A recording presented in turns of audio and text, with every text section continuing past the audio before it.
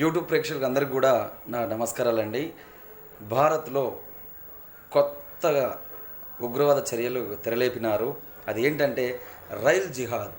ఇదివరకు ల్యాండ్ జిహాద్ అయిపోయింది, లవ్ జిహాద్ అయిపోయింది, ఇప్పుడు రైల్ జిహాద్. ఈ రైల్ జిహాద్ వల్ల ప్రాణ నష్టం ఎక్కువగా ఉంటుంది, వందలాది మంది గాయాల పాలయ్యే ఛాన్స్ ఉంటుంది. కాబట్టి ఉగ్రవాదులు చిన్నపిల్లల్ని వాడుతున్నారు.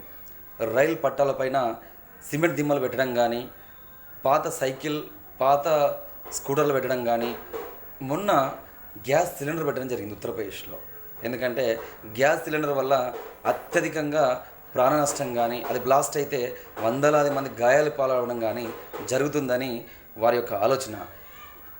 రైల్వే అనేది ప్రజల ఆస్తి. ముఖ్యంగా హిందువులు కానీ భారతీయులు కానీ గమనించాల్సింది ఏంటంటే అది మీ ఆస్తి.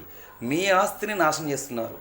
ఇక్కడ తిని, ఇక్కడ గాలి పీల్చుకొని, ఇక్కడనే బతికి చివరికి ఇక్కడ ఆస్తిని నాశనం చేయాలని చెప్పి ఇక్కడ ప్రజలను చంపాలని చూసేటువంటి వ్యక్తుల్ని మరి మీరు భారతీయులు ముక్త కంఠంతో ఖండించాలి.